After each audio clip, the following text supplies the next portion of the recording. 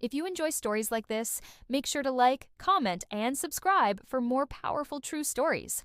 The lecture hall was buzzing with energy as students filled the seats. The first day of Calculus 401 at Westfield University was always tense, but this semester felt different. At the front of the class stood Professor Linda Whitmore, a woman known for her intelligence and her arrogance. She had a reputation for believing she could spot real talent within 5 minutes, and that anyone who didn't meet her standard simply didn't belong. That morning, as she began scribbling complex equations on the board, her eyes fell on a young man sitting quietly in the back row. His notebook was closed, his hoodie half-zipped.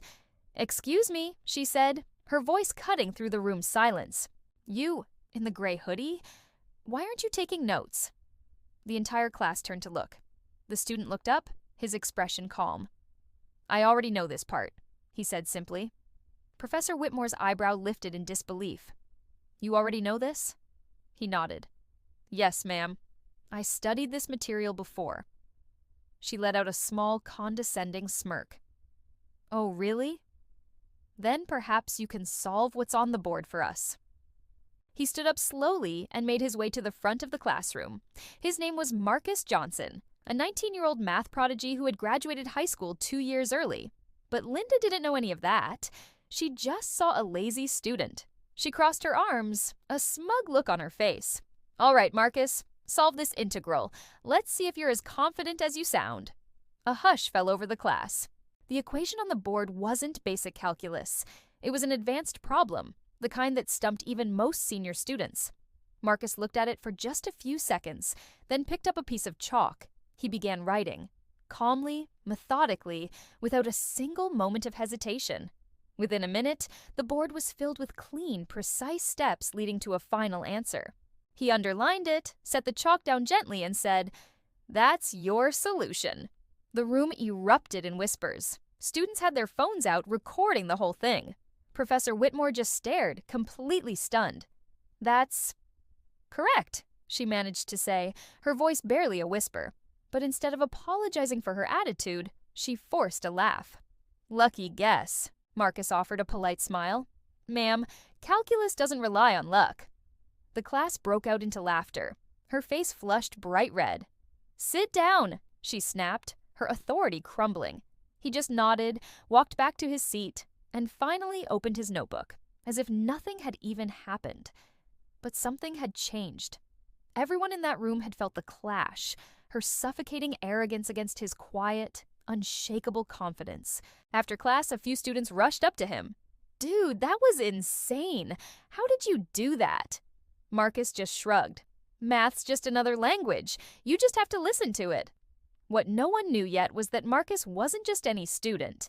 He was the youngest research assistant ever hired by the prestigious National Mathematics Institute. He was only visiting the campus to study quietly under a special scholarship. And soon, the very same professor who had just mocked him would learn just how wrong she was. A week later, the university held its annual STEM Honors Conference, a major event where visiting scholars were invited to give talks. Professor Whitmore was thrilled. She was scheduled to present one of her papers and had been bragging all week that a special guest mathematician from the National Institute would also be speaking. She spent all morning preparing, wanting to make a good impression. When she finally entered the packed auditorium, she froze. There, standing confidently on stage, wearing a crisp blazer and holding a laser pointer, was Marcus Johnson, her lazy student. The crowd applauded as the dean introduced him. "Ladies and gentlemen, our keynote speaker today is Marcus Johnson, a young genius whose recent work in theoretical calculus has been published internationally." Linda's jaw dropped. Marcus smiled warmly at the audience. "Thank you. It's good to be here at Westfield. I actually started attending one of the calculus classes this week, just to see how math is being taught today." A ripple of knowing laughter spread through the room. He continued, "I believe that teaching math isn't about ego or rank. It's about respect, because genius can come from anywhere." The audience nodded in agreement. Linda sank lower and lower in her seat, wishing she could disappear. After his presentation, which received a standing ovation, the dean walked up to Marcus and said, "Professor Whitmore, I believe you already know Mr. Johnson." Linda's cheeks burned with humiliation. "Yes, of course." Marcus simply extended his hand politely. Good to see you again, Professor. She took it reluctantly. You never mentioned who you were? He smiled kindly. You never asked. The dean let out a small chuckle. Marcus will be collaborating with our math department this semester, under your mentorship, Professor Whitmore. Her eyes widened in shock. Under my mentorship? Marcus quickly stepped in. Actually, sir, I was hoping it could be a partnership. Teaching is mutual. We all have something to learn from each other. Even she couldn't argue with that.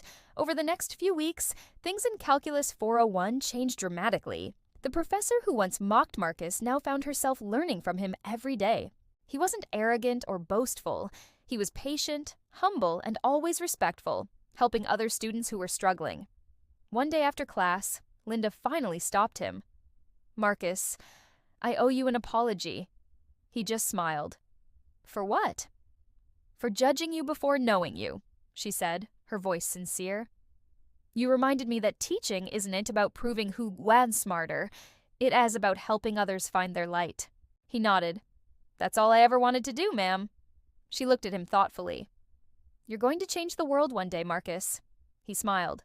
Maybe, but for now, I'll settle for changing one classroom. A year later, Marcus went on to receive the Global Young Mathematician Award, dedicating it to every teacher who doubted a student before giving them a chance. And when he returned to Westfield as a guest lecturer, the first person waiting to greet him at the door was Professor Whitmore, with tears in her eyes and pride in her heart. Sometimes, the smartest person in the room is the one who listens, not the one who talks loudest. Have a wonderful day ahead. If this story touched your heart, please like the video, comment below with your thoughts, and subscribe for more.